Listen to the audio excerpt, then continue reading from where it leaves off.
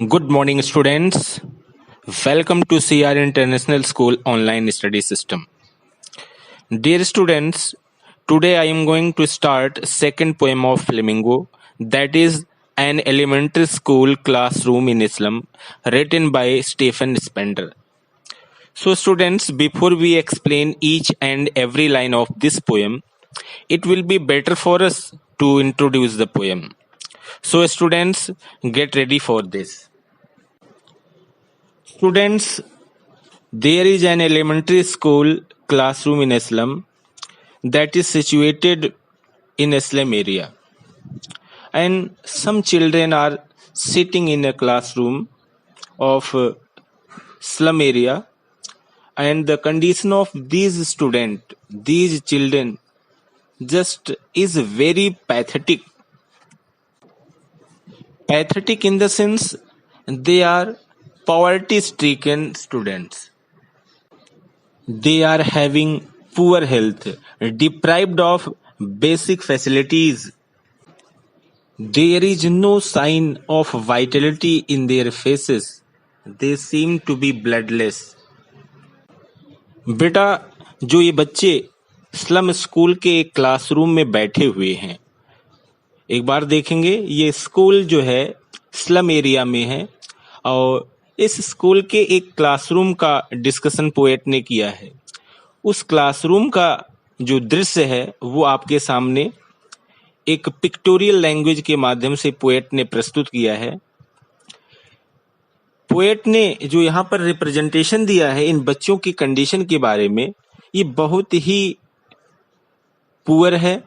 इनके बाल की तुलना सूखी हुई घास से की गई है। इनके चेहरे पर कोई शाइनिंग नहीं है कि इनमें जीवन है, किसी भी रूप में इनमें एनर्जी है।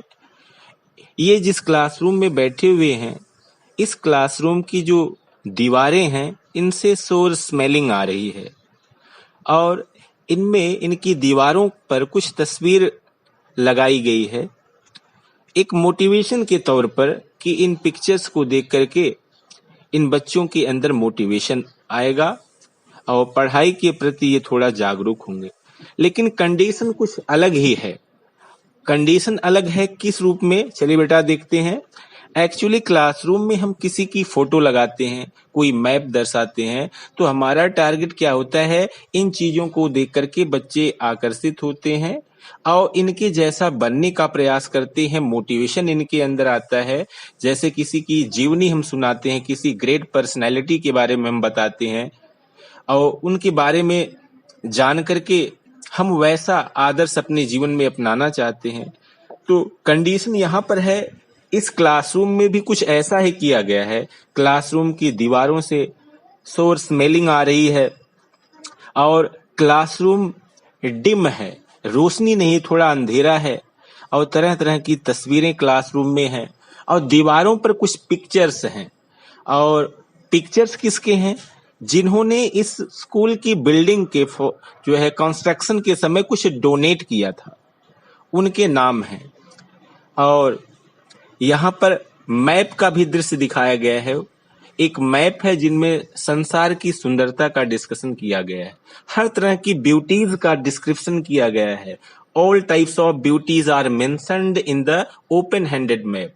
Actually, the world of these children who are sitting in the slum area is quite different. जो संसार दिखाया गया है मैप में, वह संसार बिल्कुल इन बच्चों के संसार से अलग है। वहां तो बहुत सुंदर सुंदर चीजें दिखाई गई हैं, लेकिन इन बच्चों का संसार क्या है।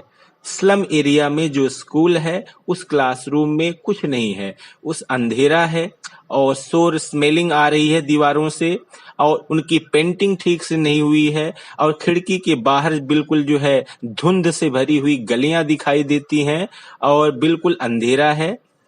कहने का मतलब क्या है, उन बच्चों का जीवन वहां पर जो है ब्राइट नहीं है, उनका फ्यूचर किसी भी रूप में ब्राइट नहीं है।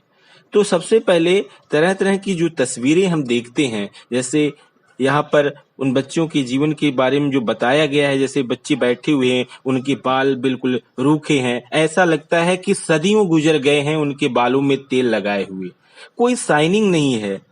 यहाँ तक कि ऐसे भी बच्चे बैठे हुए हैं जिनकी हड्डियां स्किन से विजिबल हैं।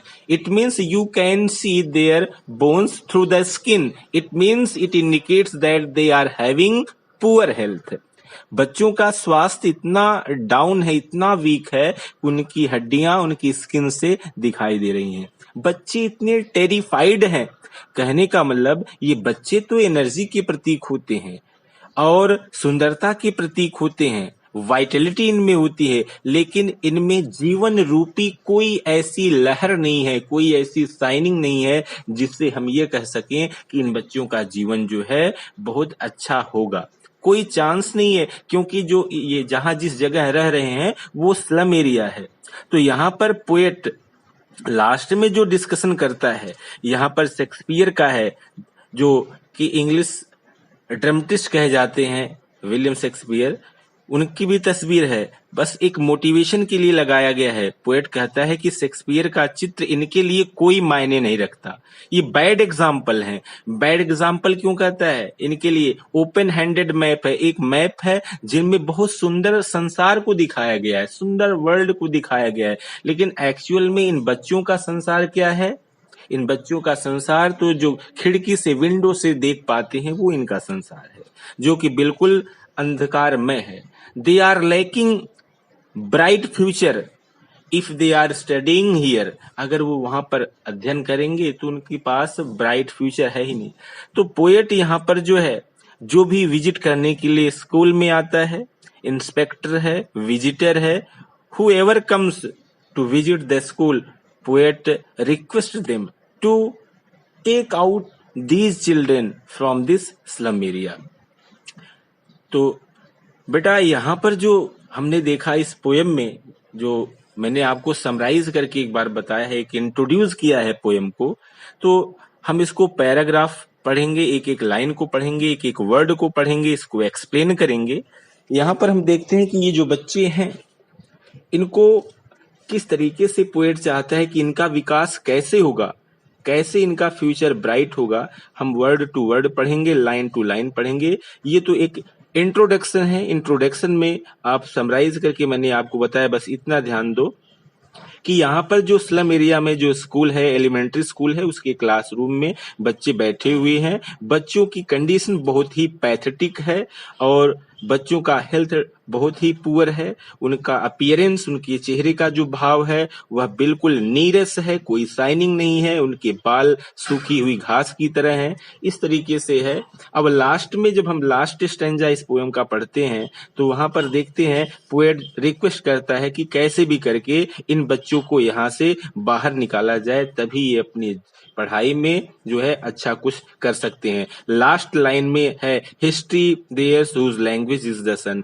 मतलब लास्ट में पोएट ने कहा कि इतिहास में वही राष्ट्र जीवित रहते हैं जहां के बच्चे स्वतंत्र रहते हैं। तो so students, I hope that you have got the summary of this poem, introduction of this poem. In next video I will cover each and every line of this poem. Okay, thanks.